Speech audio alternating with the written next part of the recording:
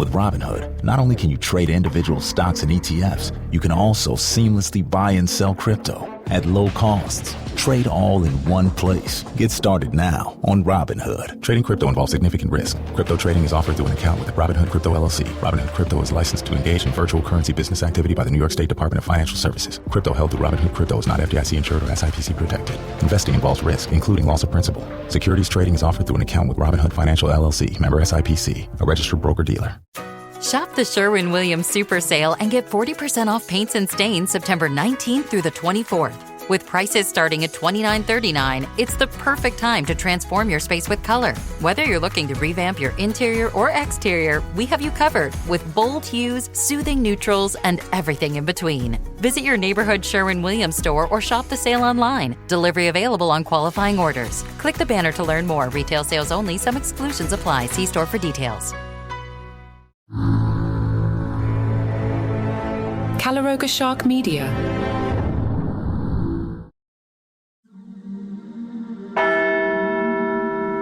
In December 955, an 18-year-old man named Octavian sat on the throne of St. Peter as Pope John XII. He was the grandson of the notorious Marozia, the product of the corrupt system that had dominated Rome for half a century. Yet even by the degraded standards of the Pornocracy era, John would prove exceptional in his corruption and scandal. Contemporary sources describe a pope who turned the Lateran Palace into a brothel, ordained bishops for money, appointed a 10-year-old child to episcopal office, and committed incest with his own relatives. He allegedly toasted the devil while gambling, invoked pagan gods during dice games, and used his position to seduce hundreds of women, including nuns, widows, and virgins.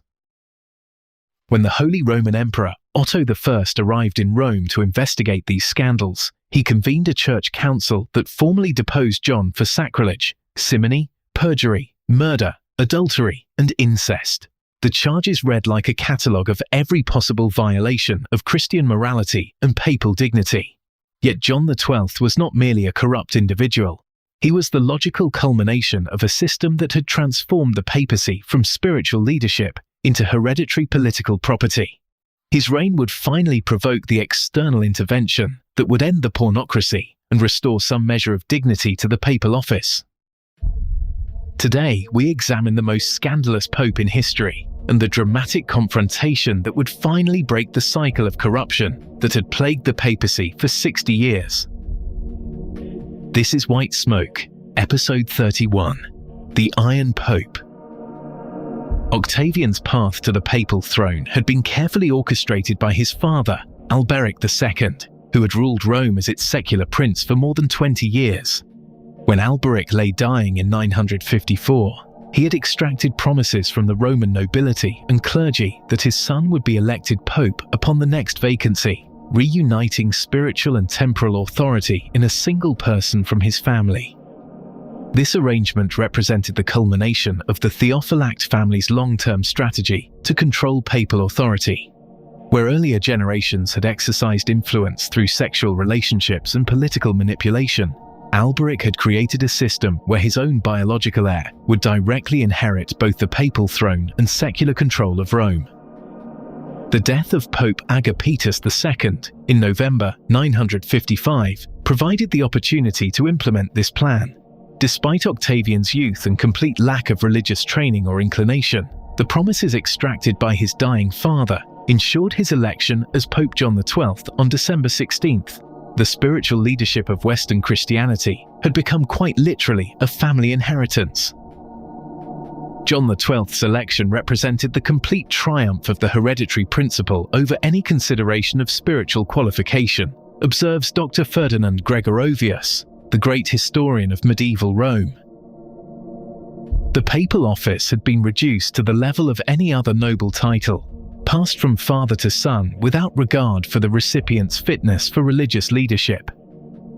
John's decision to take the name John, while retaining his birth name Octavian for secular matters, revealed his understanding of his dual role. As Octavian, he ruled Rome as a temporal prince engaged in warfare, political intrigue, and personal indulgence. As John XII, he theoretically served as spiritual father of Western Christianity, though this role clearly held little interest for him. From the beginning of his reign, John demonstrated far greater enthusiasm for the secular aspects of his position than for religious duties. Contemporary sources describe a young man whose primary interests were warfare, hunting, gambling, and sexual adventure rather than prayer, theological study, or pastoral care. The papal office had become a platform for aristocratic self-indulgence rather than Christian service. John's military campaigns against the Lombard duchies of Benevento and Capua in 960 revealed both his political ambitions and his limitations as a commander.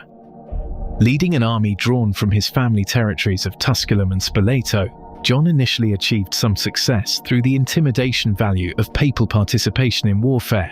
However, when the Lombard dukes sought assistance from Gisulf I of Salerno, John quickly discovered that his military skills did not match his enthusiasm for war. Rather than risk a major defeat, he negotiated a treaty at Terracina that effectively abandoned papal territorial claims in southern Italy in exchange for face-saving concessions. The failure of John's military adventure demonstrated that even corrupt papal authority had practical limitations when confronted by determined opposition. Yet rather than learning caution from this setback, John's response was to seek more powerful allies who could provide the military strength his own resources lacked. John's invitation to Otto I of Germany to intervene in Italian politics represented a fateful decision that would ultimately destroy the independence his family had fought to preserve. Threatened by the resurgent power of Berengar II of Italy, John desperately needed imperial protection to maintain his position in Rome. You won't see the engineer that slams the Nissan Rogue's door 13,920 times. Or the corrosive chamber that simulates 15 years of life in 5 months. Or the Rogue heat-baked for over 300 combined hours. What you will see is a vehicle that can take punch after punch and keep rolling. Nissan, #1 in new vehicle quality among mainstream brands by J.D. Power. We put it through the worst, so you get its best. For J.D. Power 2025 U.S. Initial Quality Study Award information, visit jdpower.com/awards. Awards based on 2025 model year. Newer models may be shown. The meeting between John and Otto in February 1962 initially appeared to benefit both parties. John crowned Otto as Holy Roman Emperor, the first Western emperor in nearly 40 years, while Otto confirmed papal territorial claims and guaranteed protection of church interests. The Diploma Ottonianum, signed 11 days later, seemed to establish a mutually beneficial partnership. Yet the relationship contained fundamental contradictions that would soon produce conflict. Otto, a devoutly religious man who took seriously his role as Christian emperor, expected papal cooperation in reforming church abuses and supporting imperial policy. John, whose interests lay primarily in personal pleasure and family power, had no intention of allowing imperial interference in his lifestyle or political autonomy. Otto's initial warnings about John's conduct revealed the emperor's growing concern about his papal partner's behavior. Reports reaching the imperial court described a pope who spent his time hunting, gambling, and pursuing sexual adventures rather than attending to religious duties. The disparity between John's spiritual office and personal conduct became increasingly difficult to ignore. John's secret negotiations with Otto's enemies represented the final break in their alliance. While publicly maintaining loyalty to the emperor, John privately contacted Adalbert, son of the defeated Berengar, offering support for a rebellion against Otto's authority in Italy. He also sent envoys to Hungary and the Byzantine Empire, seeking to organize a coalition against his imperial protector. When Otto intercepted letters proving John's treachery, the emperor faced an unprecedented situation. A pope who had not only betrayed his political alliance, but had proven himself unfit for spiritual leadership through systematic corruption and scandalous behavior. The solution would require dramatic action that challenged traditional assumptions about papal immunity from external judgment. Otto's march on Rome in the summer of 963 forced John to confront the consequences of his duplicity. Initially, the young pope attempted to defend the city, appearing in armor and successfully driving Otto's forces across the Tiber River. However, faced with the prospect of sustained siege warfare, John chose flight over resistance. Taking the papal treasury and accompanied by his fellow conspirator Adalbert, John fled to Tivoli, leaving Rome to Otto's mercy. This abandonment of his spiritual responsibilities in favor of personal safety perfectly symbolized the degradation of papal authority under the Pornocracy system. Otto's convening of a church council in St. Peter's Basilica on November 6, 963, represented an unprecedented challenge to papal authority. As Holy Roman Emperor, Otto claimed the traditional imperial right to convene church councils, but never before had such a council been asked to judge a reigning pope's fitness for office. The formal charges presented against John by the council created a catalogue of corruption that shocked even contemporaries accustomed to papal scandal. The accusations included ordaining a deacon in a horse stable, celebrating Mass without taking communion, selling bishoprics for money, appointing a 10-year-old child as bishop, and converting the sacred palace into a brothel. The sexual charges were equally damning: adultery with numerous widows, incest with his father's concubine and his own niece, and fornication with such frequency that contemporary witnesses described the Lateran Palace as indistinguishable from a house of prostitution. The spiritual leader of Western Christianity stood accused of violating every principle of Christian morality. The charges against John XII represented not individual moral failings, but systematic corruption of the papal office itself, explains Dr. Liutprand of Cremona, who recorded the council's proceedings as Otto's secretary. John had transformed the sacred palace into a centre of vice and the papal authority into a tool for personal gratification rather than spiritual guidance. Additional accusations included violence against church officials, with John allegedly ordering the blinding of his godfather and the castration and murder of a cardinal who had opposed him. His gambling habits were described as obsessive, with witnesses testifying that he regularly toasted Satan and invoked pagan deities during dice games. John's response to the council's summons revealed his contempt for both imperial authority and church discipline. Rather than appearing to defend himself, he sent threatening letters promising to excommunicate anyone involved in deposing him. When offered a second opportunity to present his case, John could not be located, having apparently gone hunting in the Campanian hills. The council's final session on December 4th pronounced John deposed for being a criminal and a traitor who had violated every aspect of his sacred office. The assembled bishops elected Leo VIII as his replacement, creating the first instance of a pope being formally deposed by a church council for moral unfitness rather than doctrinal heresy. John's death on May 14, 964, ended the immediate crisis, but left unresolved questions about the council's authority and the legitimacy of papal deposition.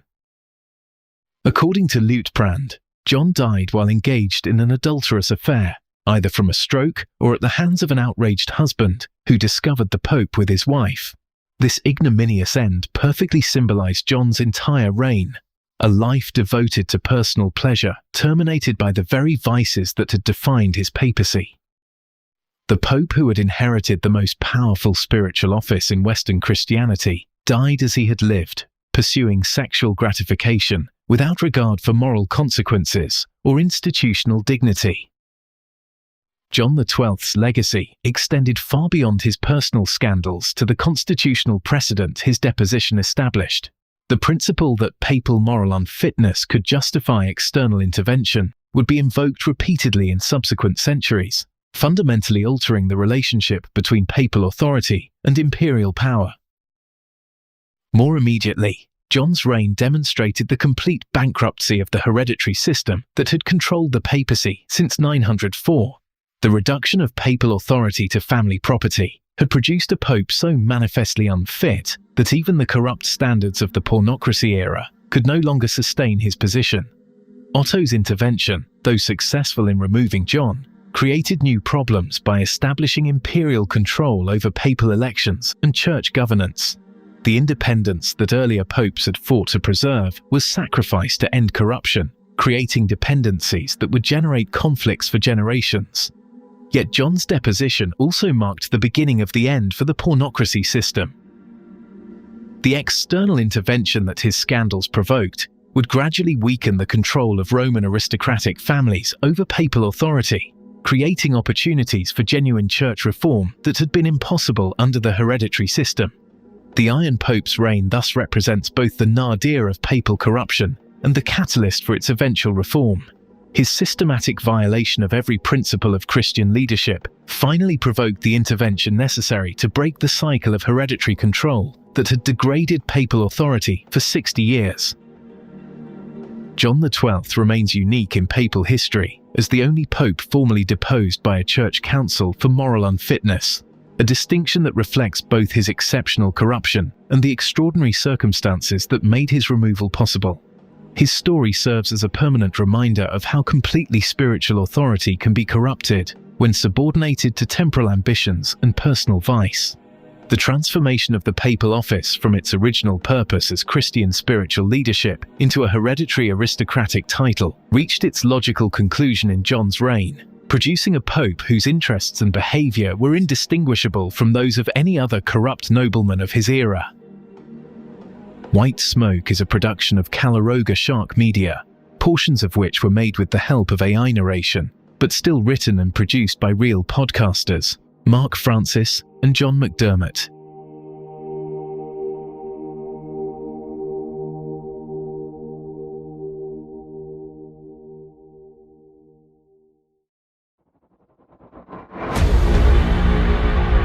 You can call me James. I spent 23 years designing aircraft that officially don't exist for agencies you think TV made up. Until I started asking the wrong questions. Navy ships are recording objects moving at impossible speeds. Infrastructure is failing in coordinated patterns. The moon looks smaller than it did 10 years ago. None of this is a coincidence. The official explanations don't add up. This is Paranormal Aliens, where we connect the dots they don't want connected. If you're hearing this, you know where to get podcasts. Follow Paranormal Aliens. New episodes weekly until they shut me down.